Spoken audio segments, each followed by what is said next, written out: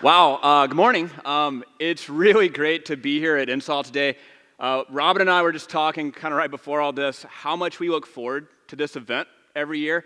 Getting to connect and see those people that we haven't seen in the last 6 months and catch up, how was your summer, but then also pick up some great new information like Evelyn's talk and kind of switch our brains from summer to winter. And as Sherry said, my name is Dalbello Ski. I'm one of the Avalanche Forecasters with the Northwest Avalanche Center. And with me is Robin Pendery. Robin is one of the Avalanche Forecasting team there at Crystal Mountain. We wanted to take a second today to talk a little bit about Avalanche Forecasting and what's going on here in the Northwest with Avalanche Forecasting, but even more generally across the United States. And the community effort that's happening every single day to get the best avalanche forecast out there for whatever operation is doing it so that we're all staying safe and getting to enjoy the mountains together. There's a lot of myths with avalanche forecasting. And these myths are kind of understandable because oftentimes avalanche forecasting can seem like it's a bit of a black box.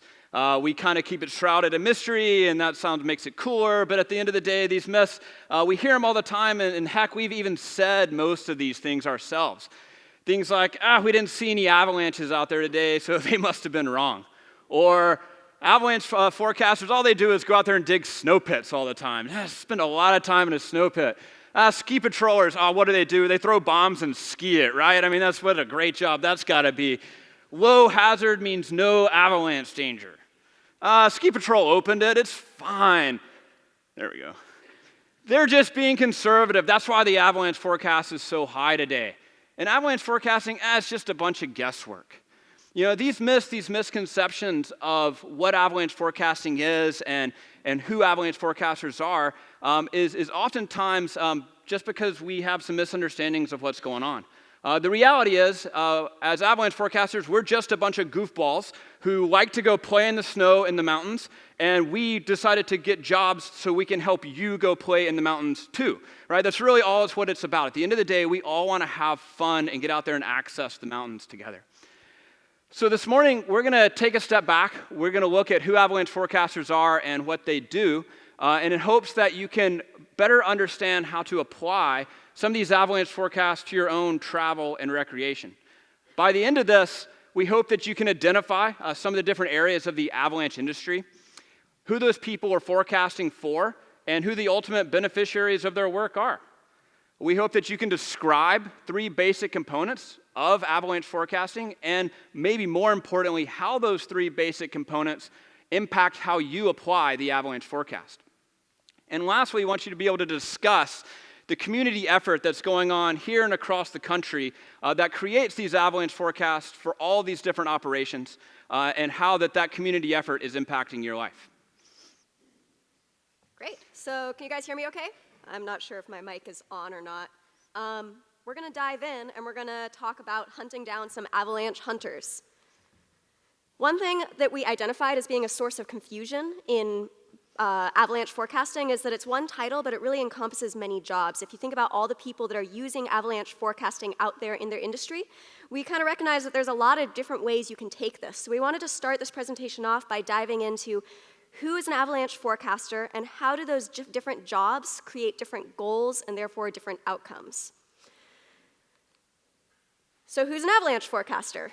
We're going to start with an area that you might be most familiar with, the public avalanche forecasting centers. These are centers that exist all across the United States, pretty much any area where a large urban population is going to have access to mountains, spend time in the mountains. And the public avalanche forecasting center that you're most familiar is, of course, NWAC. NWAC is composed of avalanche forecasters, of meteorologists, of a bunch of different snow observers, all people that are going to come together and produce a forecast for public users, that being you. The goal in public avalanche forecasting centers is to create a forecast so that you, the public, can go out and use that information to choose what terrain you're going to recreate in. So there's a couple things in that. One, the main user group is public, so that's a huge variety of skills, training, and experience. And 2, the goal isn't to shut down terrain. The goal isn't to tell you where you can and can't go. The goal instead is to give you information so that way you can make informed decisions about where you're comfortable going on a given day. And let's compare that with something like a ski area snow safety team. So these are groups within ski patrols whose primary responsibilities are minimizing the avalanche hazard that their skiing guests are affected by. Ski area snow safety teams are going to use tools like bombs, they're going to use tools like ski cuts, and at the end of the day, the users of a ski patrol forecast are patrollers, right? So that's going to be a smaller group of people than a public avalanche forecasting center. That's going to be a narrower range of skill sets. You're going to have people that have a higher level of education, training, and experience. And the people benefiting from the forecast are the guests. We want to open as much terrain as possible and get as many skiers out on that terrain as we possibly can. Department of Transport avalanche programs, their main goal is going to be opening and maintaining highways. So these are going to be groups of forecasters that exist within the DOT. The people using their forecasts are going to be all in-house, just like a ski patrol.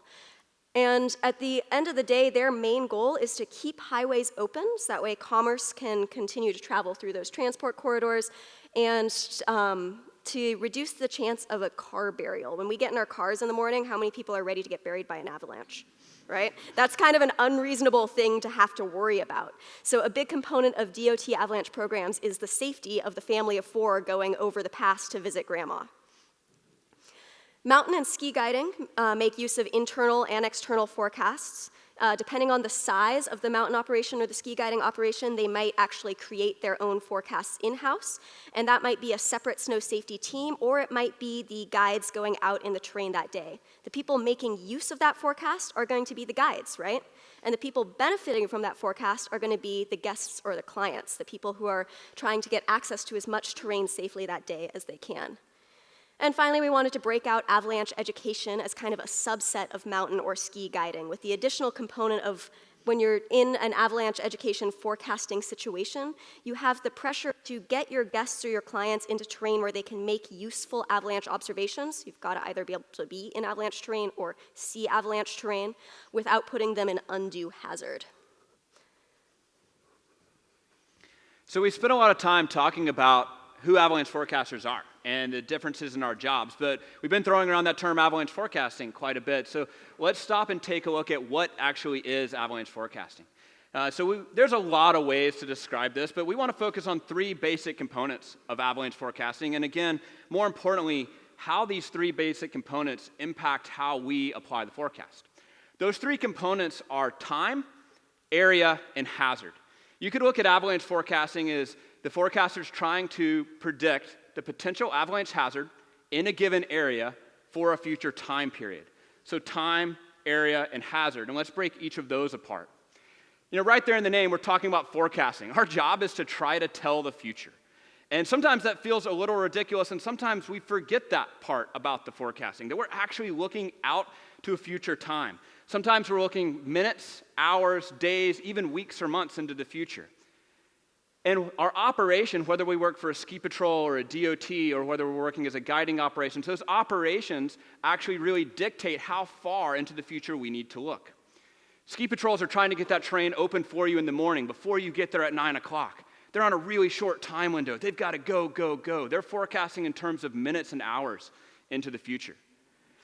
They're updating that information as it comes in real time from their ski patrollers and their weather stations out there on the ground.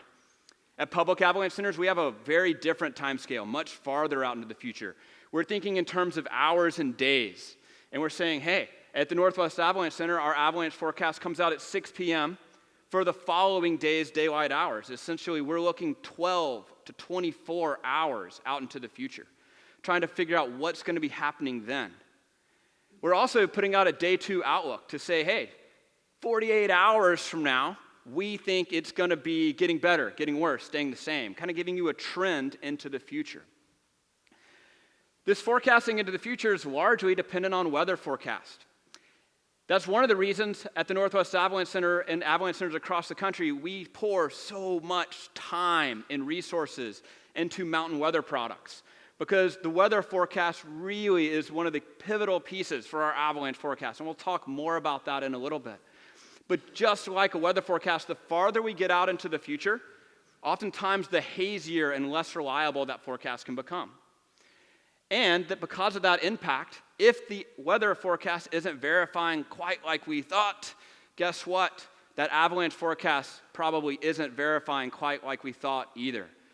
Because we're trying to tell the future, because of our reliance on weather forecasts, that means sometimes we're wrong. Dennis mentioned that quite a bit earlier, and we'll look at a couple different ways for you to engage with that and apply it to the forecast out in the field. Our operations dictate how far we need to look into the future. They also dictate how big the area we're forecasting for is. We refer to that as scale. Sometimes these scales are really, really big, and that means our avalanche forecasts have to be quite coarse and maybe a little more general to encompass the information. Sometimes our scales are really, really small, and we can get very specific. We speak about these scales in terms of things like range, the Washington Cascades, region, the Cascade West-South zone, valley or mountain, Crystal Mountain, slope, Paradise Bowl, or feature, that steep rollover at the upper skier's left of Paradise Bowl, and we can get more and more specific with the smaller and smaller scales. When we're talking about ski patrols, they're generally looking at things like the mountain, slope, and even feature scale as they're forecasting. At public avalanche centers, we have big, broad scales. We're speaking in terms of range and even region. And that can begin to impact how we apply the forecast. The broader the forecast is, the less specific we can be. And so what you're left with as the users is one of the great conundrums of public avalanche forecasting. We're forecasting on this range and region scale, yet all of us are traveling on the slope and feature scale. So what we're forced with is a question. Is what I'm seeing right in front of me, does it make sense with what the forecaster said? When the information I'm seeing in front of me, when my observations line up with what the forecaster said, I'm like, wow, great, they nailed it today, and that forecast applies to this piece of terrain. When the observations we're making don't line up with what the forecaster said, we come up with a lot more questions saying, wow, am I in a different location? Am I in something they don't know about? Or did the weather forecast not verify this morning, and was their avalanche forecast wrong? While our operations dictate both the area and the time, we really share avalanche hazard. And avalanche hazard is us trying to predict or anticipate the danger for the day, what types of avalanches we may run into, where these things could be, how sensitive or likely are they to trigger, and if we do trigger them, how big are they going to be? What type of beast are we dealing with? Where is it? And if I tick it off, how big, mean, and nasty is it going to be to me? And you're familiar with some of the public avalanche center ways of communicating avalanche hazard to you. Things like the North American Public Danger Scale, low, moderate, considerable, high, and extreme. And the avalanche problems, our 9 avalanche problems that we deal with here in the United States. And these are ways that we can communicate on the public side what avalanche hazard is, what we anticipate the avalanche hazard to be for a day. But other operations, they can be using internal products to track the exact same thing. These are built for region scale avalanche forecasting, not slope and feature scale avalanche forecasting. And so those other operations working on different scales may have similar types of ways to communicate internally, but those words don't necessarily mean the same thing. Again, these were built for region scale avalanche forecasting. And that's all well and good, but all I've done is describe to you what avalanche forecasting is. I haven't opened up the lid of that black box in any way, right? So how do we actually get to that avalanche forecast? And the thing I want to leave you with it is that it is a systematic process that we walk through every single time period for our avalanche forecast time scale. So if you're forecasting on an hourly basis, the cycle is going to occur on an hourly basis. If you're forecasting on a daily basis, it's occurring on a daily basis. And that cycle looks something like this. It begins with understanding of current conditions. What's actually out there on the ground right now? We take in weather observations from our vast weather station network. We take in snowpack observations that we get from the public observations page and other professionals. We take in avalanche observations, and we create a picture of what's going on right there now in the snowpack. The clearer this picture is, the better we can anticipate the future. When this picture is hazy, it's really difficult to predict what's going to happen going forward. When is this picture really hazy? Well, it's really hazy in the early season, when people haven't been getting out and information is scarce. It's really hazy in more remote locations that we don't get information from. Those more far-flung places are secret powder stashes. This is more hazy after big storm events, when the entire game changes and we get 8 feet of snow in the middle of a week. Those are times that this current condition can be difficult to predict. We take our picture of the current conditions and we add to it a weather forecast. I mentioned that avalanche centers across the country are pouring significant time and resources into our mountain weather products. Our avalanche forecasts are built on our mountain weather forecast. And if you're not using those two hand in hand, I really would say you're missing half of the picture. Those two things really work together in understanding not just was it low, moderate, considerable today, but what did Robert say the weather forecast was going to do? These two things add together to help us anticipate what types of avalanches we're going to be dealing with, how bad they're going to be, how big they're going to be, and how likely we are to trigger them. But if we ended there, we would really be incomplete. One of the most important pieces of the avalanche forecasting cycle is checking the forecast. For Robin and her team, they get to go out there and they get to ski cut and throw explosives. For the ski guide, they're getting direct observations from ski cuts and moving observations as they're traveling. The DOT may get observations from their control work. We're getting this feedback information in to say, hey, what did we get right today? What did we get wrong? And more importantly, why did we get it wrong? This allows us to paint a picture of what we did well, but more importantly, what tomorrow is going to look like. Again, this cycle is going through every single iteration of our time interval. If we're forecasting in terms of hours, this cycle is occurring every single hour as we reevaluate our avalanche process. For the public avalanche centers, we're doing this every single day as we reevaluate our avalanche process. We do it every single time over our area to begin to understand our hazard. Awesome. So forecasting sounds pretty straightforward, Dallas. It means we get it right every time, right? Always. Always, always. So here's the big hitch. Uncertainty. When we have uncertainty, as Dallas mentioned, when there's lack of clarity surrounding the weather, when there's lack of clarity surrounding the current conditions in the snowpack, we're going to run into lack of clarity in our forecast. Some components that can add to lack of clarity in the weather forecast, uncertainty in the weather forecast, include things like the timing of storms. Is the storm going to arrive right now in the next 6 hours, in the next 12 hours, in the next 24? It's not unusual for weather forecasters to be unsure about the exact hour or minute or second that it's going to start snowing. And that might make a huge difference for you as a recreational user if it starts snowing at the beginning of your ski tour or if it doesn't start snowing until that night. There might be uncertainty on the quantity of precipitation. How many of you guys have looked at a forecast before and seen, 4 to 8 inches? That's a pretty standard forecast, right? Well, for us as a control team at a ski mountain, 4 to 8 inches might mean the difference between we're going out, we're doing control work, or it only snowed 4 inches. We don't need to go out and throw bombs. We have uncertainty in the temperature. Maybe this precipitation is going to come as snow, and it's wonderful, white, and fluffy, or maybe that dreaded R word is coming, rain, rain. It never rains in the Pacific Northwest, right? And we might have uncertainty on wind direction and speed. When you're looking at wind forecasts, frequently those are free wind forecasts, so the speed that the wind is going to be moving when it's unblocked by anything else in the terrain. What do we have in the mountains? A whole bunch of terrain. So wind might be faster or slower at different places in the terrain, and it's really hard to get an exact pinpoint forecast on what's going to happen in the terrain that you're in. Additionally, we have uncertainty in the snowpack. Like Dallas mentioned, we might have early season conditions and not that many people have been out there yet. We might have a really remote area that doesn't get a lot of traffic.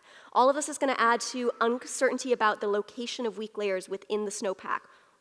Did surface core survive? If it did, where is it? We're going to be uncertain about the depth of the snowpack. Something might be there might be 6 feet of snow and then you head over on the other side of ridge and there's only 6 inches of snow. The chances of affecting a weak layer are going to go greatly up. We might be uncertain about the effects of previous weather and the surface conditions, particularly with rain-on-snow events in the Pacific Northwest. We might not know at a really remote location if we have a rain-on-snow event that created an ice lens, perfect sliding surface for a future avalanche, or if it just fell as snow, right side up, adhered well. We're not really concerned about avalanches in that moment. So when we think about our avalanche hazard over a given area and a future time period, we have to add in what do we know, what do we not know, how high quality is our information? And we have to be realistic with that assessment. We can come up with an avalanche forecast, but we can also come up with an assessment of our uncertainty. How confident are we in our forecast? And how we deal with this uncertainty is going to be different depending on the organizations that we work with. So let's dive back into some of the organizations that Dallas and I work with, specifically a ski patrol versus a public avalanche forecasting center, and talk about how we handle uncertainty in the forecast.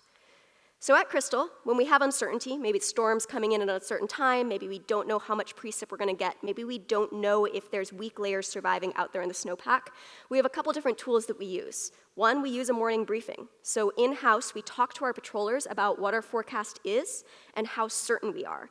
That helps give them the tools to make good decisions in their avalanche control routes, in what terrain we're going to open or close right off the get-go from the day, how our day is going to run.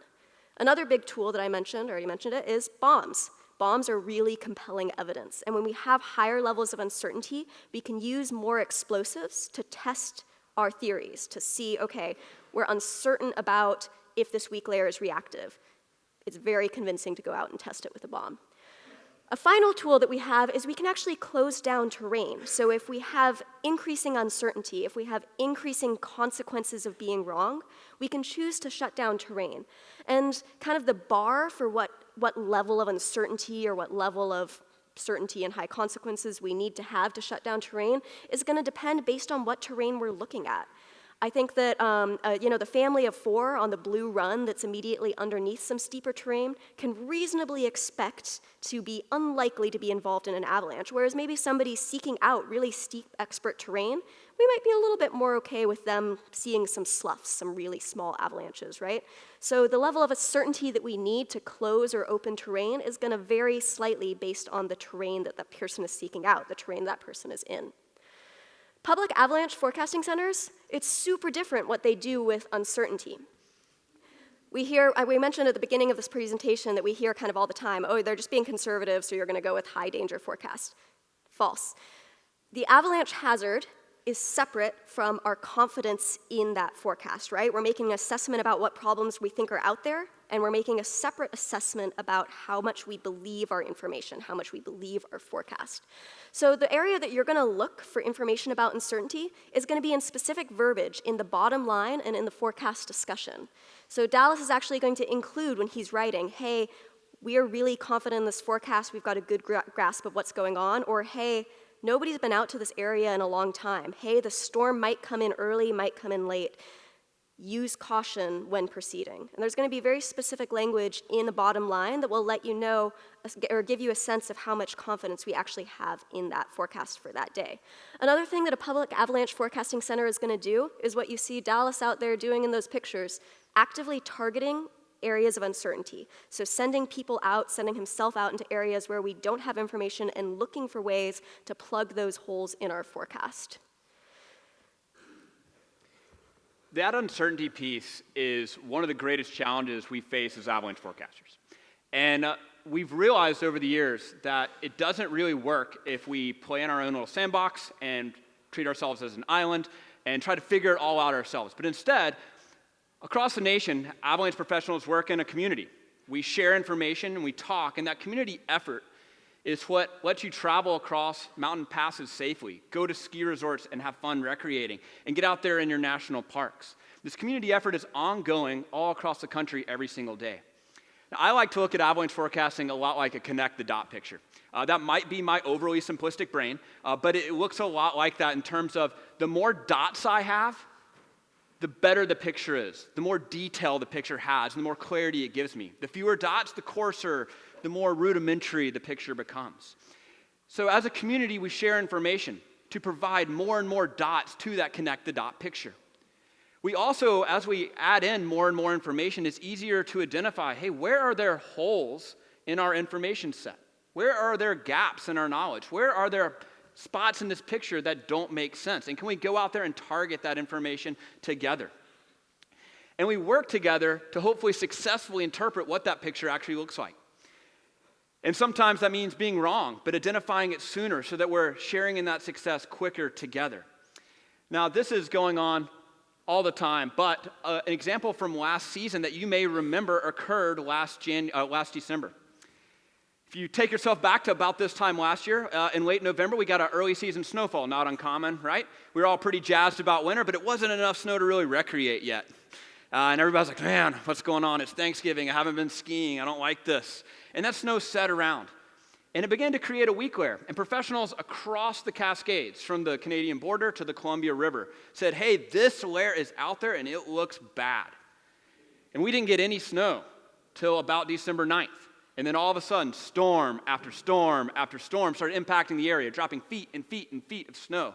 And again, professionals all across the region began to monitor this layer. Say, now we're not just know where it is, we are tracking this thing actively. And because it was all across the entire Washington Cascades, north to south, east to west, it was everywhere. But the avalanche cycles didn't occur all at the same time. They occurred in different places at different points. They began up in the Mount Baker area. We began to hear from some of the professionals up there, hey, we're seeing telltale signs of imminent, large, huge avalanches occurring. And sure enough, control work at Mount Baker Ski Area producing massive crowns, big natural avalanches in the backcountry. That avalanche cycle began to move south to Stevens Pass as the storm tracks began to shift south. Then it moved east across the Cascades before coming back to Snoqualmie Pass and eventually ending up at Crystal. Each of these avalanche cycles occurred over the span of days, and the entire thing was weeks long. And because of the professional community working and tracking this information in the background, sharing information, we had really successful early control work at these ski areas. We had great avalanche education programs running out there in the mountains. And we were able to tell you and anticipating these avalanche cycles before they occurred. I actually look at this as one of the greater success stories from last season.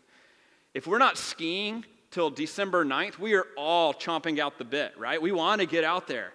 And so we have powder fever. And when we start the season with this snowpack and this dangerous and widespread of an avalanche problem, yeah, we had a couple of near misses, but we didn't have any fatalities. And this was one of the greater success stories from last season. And it was the community effort behind the scenes, sharing information, talking on the phone, putting in observations, making these things, targeting that information that got that to where it was. But if we just rely on the few dozen avalanche professionals out there across our community, we're not going to get very far. Because the community is a lot bigger than just people with avalanche forecasting job titles. You are part of our avalanche community. You're part of the forecasting community here in the Northwest. And so there's a lot of things that we'd like to invite you to do as part of our community. There's 4 things that really came to our minds. Number 1 is use the forecast. Number 2 is talk to professionals. Number 3 is make observations. And number 4, tell us what you see. It's really easy to think by use the forecast, you think, I mean, just go to NWAC's website and look at the forecast before you go out snowshoeing. That's great. I totally want you to do that, right? But I hope it means a lot more to you than that, than just using the forecast. I hope you're taking that forecast and actively putting it into your trip plan in your field book.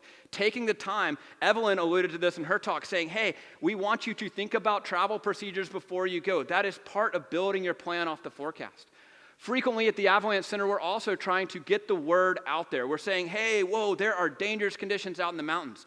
Part of being in that community and using the forecast is sharing that information with your friends, with your travel partners, emailing them and saying, hey, did you see this? Forwarding them to that Facebook post, liking that Instagram post to get it out there, help us spread the word when we're dealing with dangerous conditions.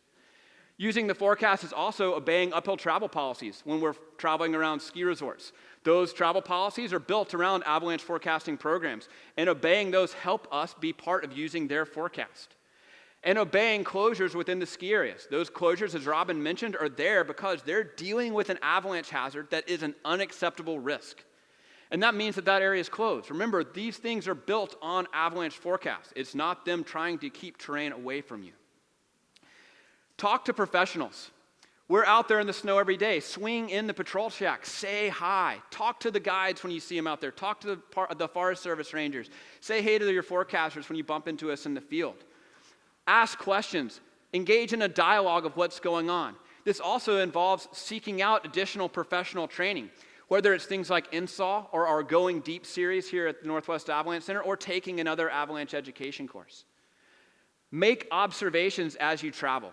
I hear it all the time from folks, but Dallas, I didn't dig a snow pit. Great, I probably didn't either, all right? There's a lot of observations we can be making out there as we're traveling. What's going on with the weather? Checking those weather stations. What's going on in the snowpack? Making simple observations about things like cornice formation. Avalanche observations are a huge one for us. Did you see any avalanches? And maybe even more importantly, were you involved in any avalanches? That's okay. Knowing that information makes a huge difference. And taking the time to write this information down.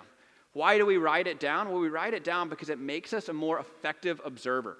We write it down because it makes us process that information quicker. We write it down because it helps that information influence our decision-making process in the field. And then tell people about it. If you see something that you feel is unique and you're skiing around Crystal Mountain, drop in and say hey to Robin. If you're out at Paradise and you see something, stop in and talk to those rangers. Take a photo of it. Photos speak 1,000 words to us. Send us that information. Go to NWAC's website, click on the the observations tab and submit an observation, and go ahead and let us know. Even just a photo with a location is great information to us. You're helping build that connect the dot picture that we're trying to put together every single day. So being a part of our community means using the forecast. Being a part of our community means talking to other people within the community. Being a part of our community means making observations. And being part of this community means sharing information with other users. Because being here at NSAW today, you're part of this community. We continue to say the community-based Avalanche Center, and that's such a big part of what we do. We're constantly working together, and we want to work with you to build these forecasts every single day so that we can all just go play in the snow in the mountains. So, circling back around, we talked about different areas of the avalanche industry, identified some different ones. There are, of course, many more, but some of the prime ones that you might run into in Washington. We talked about the 3 basic components of forecasts, so identifying when you're forecasting for, where you're forecasting for, and then what avalanche problems are going to exist in that space and time. And we talked about the community effort. We talked about how you can be involved with avalanche forecasting, how the information that you provide can help fill some of those gaps and reduce that uncertainty, so that way we can produce better forecasts, get more people out there, get terrain open faster, have a better time in the woods. So we just want to say thanks and see you this winter. And there's 2 feet of snow in Green Valley right now, so hopefully we're out there skiing soon.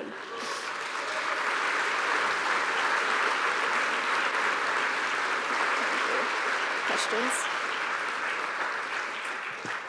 Cool. So we have a handful of minutes to ask questions. So do we have any questions out there? Forecasting is a fun topic. Oh, we got one over here. Orange shirt. So you guys had some awesome Instagram and Facebook posts last year. I mean, you do every year, but I think last year, it was just the volume and the quality was really great. But there are some people who aren't on Instagram and Facebook, and they don't have access to that information on the website usually. So I'm just wondering if there's a way you guys are thinking about integrating all of that great content into the website so it's fresh at hand. First, thank you. Appreciate that. It's great to get feedback about our social media presence. We recognize that. We recognize social media is a great tool. But it is not the end-all tool. The biggest piece for us is being able to get information out to you in the best format, but without just destroying our workflow. That's probably, honestly, the biggest hang-up is we've got to also get that information out to you at the same time as get that avalanche forecast out at 6 p.m. and hopefully sweep and maybe take a day off once every 2 weeks. We get that. And what we saw hopefully a lot last year with our staff at the Avalanche Center is not just putting posts out on Instagram, not just using Facebook, also putting out and posting on our own public observations page. And those 2 things do similar jobs, but they do them very differently. That public observations page is a great way to submit observations and get that out there to people who aren't on social media. But that also requires you to go click and check. And that means you had to be like, I want to know about that information.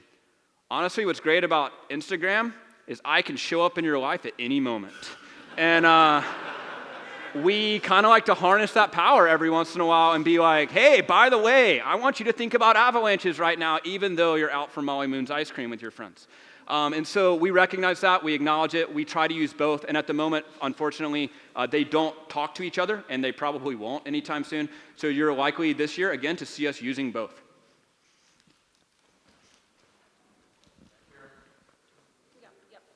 Right behind? Yeah. Hey, Dallas, I really appreciate you talking about us sharing our observations. I think I want to just emphasize that there's a big trend that you don't have to dig. There's so much you can know without digging. I mean, it's nice to dig a pit and look at it, but just know that when you're out there, there's so much information that nature's telling you that you should know this before you dig. And a lot of people go, well, we didn't dig a pit. but you don't necessarily have to anymore. It's a good thing. And ladies and gentlemen, Patty Morrison, one of the longtime decades avalanche forecasters here in the Northwest, and one of the best avalanche educators you'll ever meet, one of my mentors.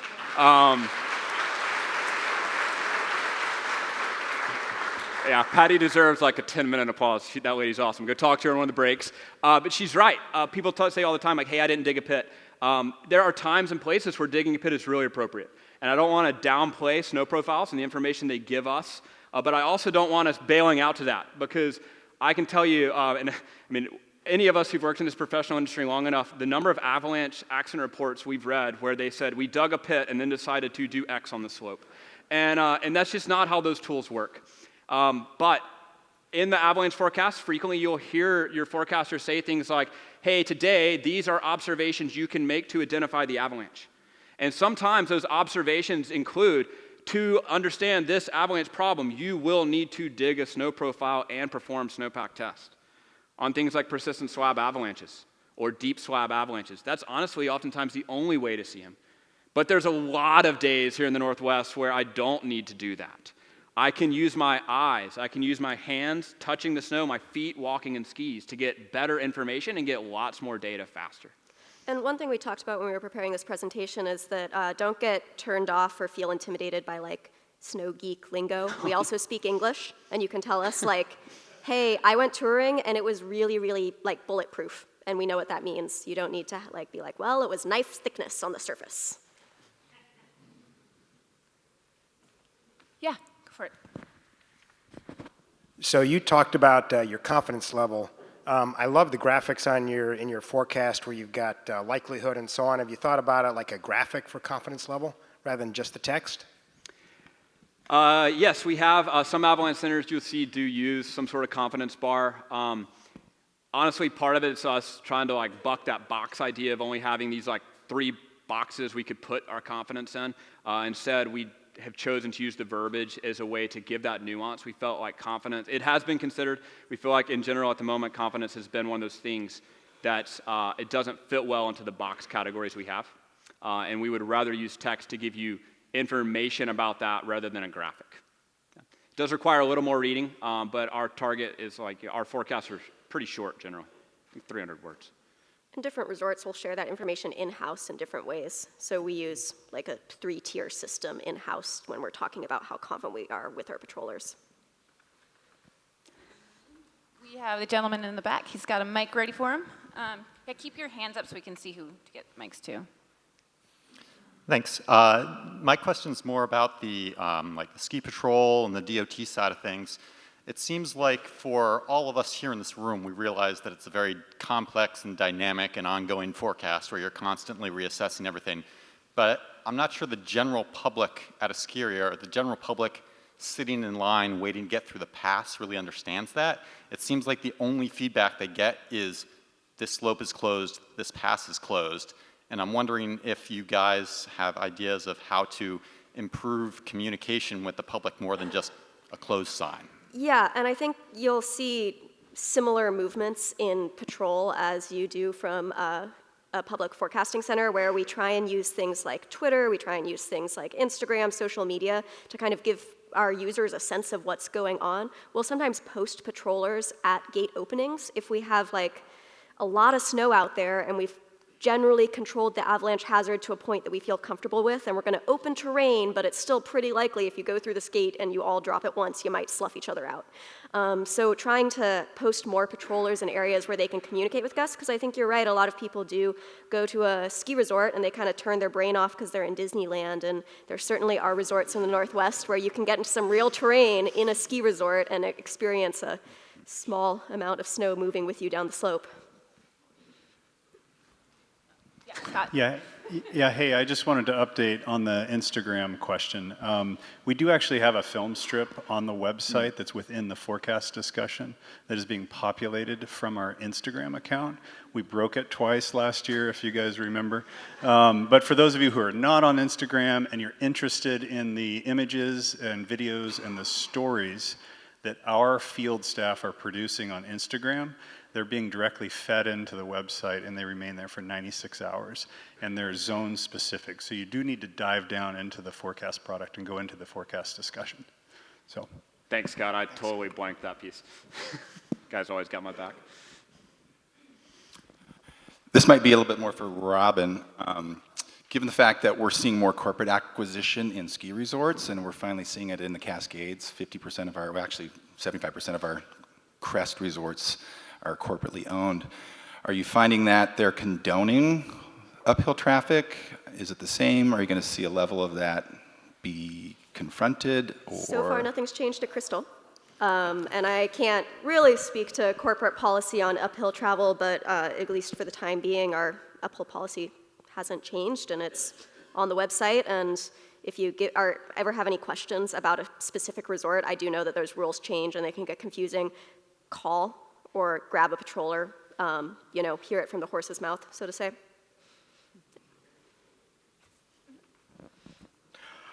Hi, it was a great presentation, but I also had a comment about the confidence level, because as forecasters, you want to be really confident, but if you're putting out a confidence level chart, then you have to be asking yourself, how confident am I in my confidence level?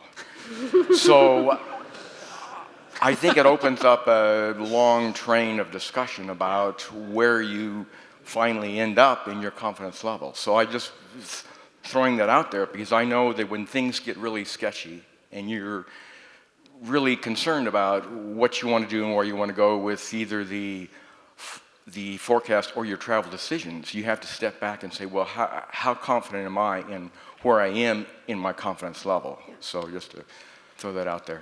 I think that's a great point, and I think there's a couple things in there. You have to always be asking yourself, what information do I have? What information do I not have? And how good is that information, right? Like an observed avalanche is really good information about avalanche potential. Whereas like I saw that it snowed some today might be more or less helpful depending on what type of decision you're trying to make. So really honing that ability to ask yourself, how confident am I in my confidence is hard and takes practice, but it's something that all of us can do when we go out on our own tours, in our own recreation. And Mark only put out forecasts for like 4 decades, so he's done it occasionally. I like that Robin separated our avalanche forecast and our hazard analysis from our confidence and how we respond to that. Oftentimes, we're putting out the forecast based on information, the data we have. But the confidence really changes how I travel and apply that forecast. And when I'm less certain, I'm probably going to be more conservative in my terrain use, not in my avalanche hazard forecast. And that's a really big distinction to make. So when you see those key words about like, hey, we aren't really clear on this. This could go either way. This timing of the storm is really unpredictable. We're not quite sure what's going to happen. Those are things to kind of key off in your brain. Whoa, they're not really confident in this forecast. How can I respond to that? Well, I can respond by choosing simpler terrain, by dialing back my exposure. And you hear it all the time. When uncertainty goes up, terrain goes down. That's a pretty common saying in our industry. Anytime I find myself questioning, terrain's always the answer. And I think it's kind of a funny paradox to be able to say I'm extremely confident in my lack of confidence, but there are certainly days where you can say that. You can say, I know 100% that I have very little information about what's going on.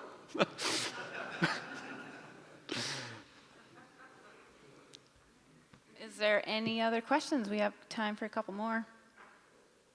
We're good? Oh, here we go. I see a hand. Thank you. Hi. I have a sort of different confidence question in regarding the submitting observations. A couple things. I like the idea of you guys having more information, so I think it would be great if people do that. And I'm wondering if it's kind of like I hear first responders talk about 911, that in general, they want to hear more, see something, say something, and they will judge whether it's important or not. And so I wonder if a lot of people are doing that when it comes to observations, like, oh, Dallas knew there was going to be rollerballs in the afternoon. Do I really need to say that? So I'm wondering if you want to talk about more specifically, should we go ahead and put it, or certain things? As a beginner, I still like the idea of incorporating my learning by doing that process without worrying about if I'm giving you something truly valuable. So first, I want to give a shout out to our community last year. I don't remember the statistics. Dennis could probably rattle them off to you, but I think we had more observations last year than we had in the last 5 years combined, all right? So first, give yourselves a hand for that. That's absolutely incredible. I was thinking as Evan was talking and the amount of information UAC gets, and I'm like, wow, they get so much data. We're not to the point right now that I'm like, please don't talk to us, we have too much information. We're not there. We don't see a ton of observations. And one thing I'd really like to say is, yeah, Dallas probably knows that it's supposed to be locked up today, but remember that check the forecast piece of our cycle? Just because I got to get out that day, or maybe we didn't get it to get out that day, we don't always get feedback, and sometimes it's good to know you got it right. That helps us build our idea of what's the next day. So even if you're like, well, everything I saw today was exactly like they forecasted, great, I would love to know that. There's a lot of days I still come home scratching my head and going, all right, and if nobody told me I was wrong, I'm just left to assume I was right, which is a high five, right? Sweet. So yeah, talk to us. I'd love to know whether we're right or wrong. And again, I would totally go back to what Robin said. We speak English. I jokingly say we speak snow slang. So you can talk to us in snow slang. We understand it. And photos, I can't overemphasize how much photos speak 1,000 words. Snap the photo, let us know where you took it. And then avalanche observations, the most critical piece of information. We have heard a little bit about people saying like, hey, I got involved in an avalanche. I don't really want to tell anybody about it. I want to just go and debunk that right now. And anyone can make a mistake in this room. Every single person can get in a mistake. If I polled the professionals, I can guarantee you all of them have been surprised by an avalanche at some point in their career. The key is sharing that information so that others don't get surprised by similar avalanches, right? So talk to us, let us know that information. If you don't want to put it out on the public page, you can always send it to us, but I'd encourage you to put it out on the public page because we all want to learn so that we don't repeat the same mistakes. And ski resorts like to know when you or your friend was involved in an avalanche in the ski resort. And ideally, you don't have to like take your ski day off, ideally call dispatch or swing by a top hut, but a little bit more information than there was an avalanche in Northway, okay, bye, would be helpful because we kind of want to know how big, where, when, who.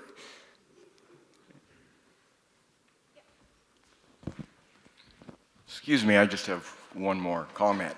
And I can't speak for all avalanche forecasters or all mountain weather forecasters everywhere, but if you're not confident, you're always going to forecast at a higher danger level than might be there because you'd rather have people avoid certain terrain or expect the worst and plan for the worst and not have it happen than to have them assume that it's lower danger level and, oh, we can do anything, so I'm going to go there. So I just wanted to caution everybody that if you see a forecast out there and it seems to be higher than it actually is, it may be because the forecaster didn't have all the confidence that they need to have to put it at a lower level.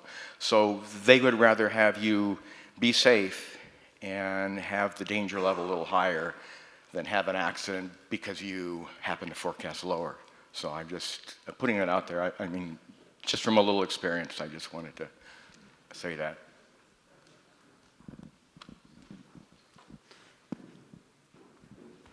Thank you, Mark. And then we got somebody right behind you.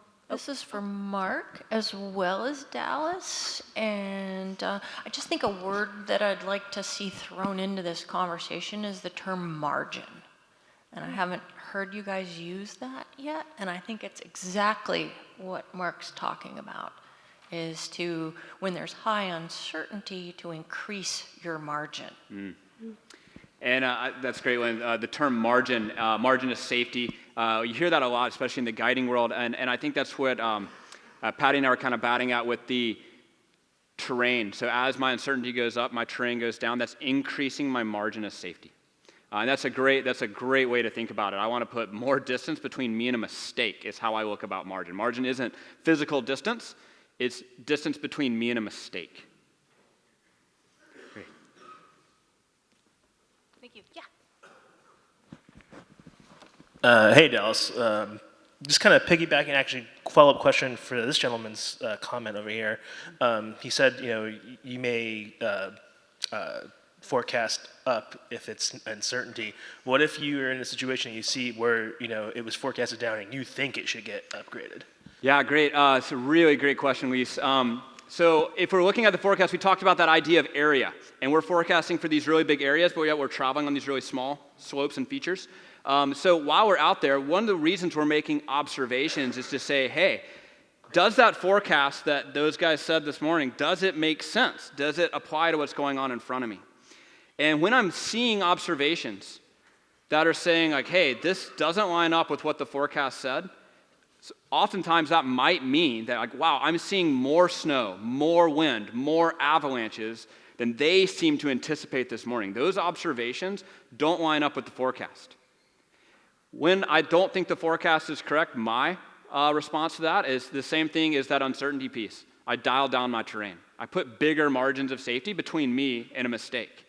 I want to dial down. I don't want to get involved because my ability to ramp it up is really difficult. That's a pretty complex system. And I'm not even confident a lot of it is that I could do that on my own as a professional. And so instead, when I think the forecast is frankly wrong, and that's okay, remember we're trying to tell the future here. If I think the forecast is wrong, then I dial down my terrain. And I think a big takeaway is if you go back to that kind of forecast wheel that we described where you have your weather, your conditions, and you get your avalanche hazard, and then you go back and check the forecast. If you have a day where you're really surprised, either by lack of avalanches or surprise avalanches, or something is really different than your forecast included, going back to that checking your forecast piece helps you calibrate for the future.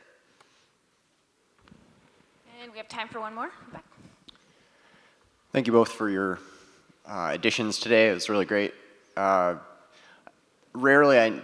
Sometimes we've run into issues of situations where it looked like one forecast region content got pasted into the wrong region, or I don't know, spelling errors or just general data errors. Wondering what the best way to communicate to you all is. I'm assuming it's helpful for you to know about that as soon as possible. Do you prefer social media or email or?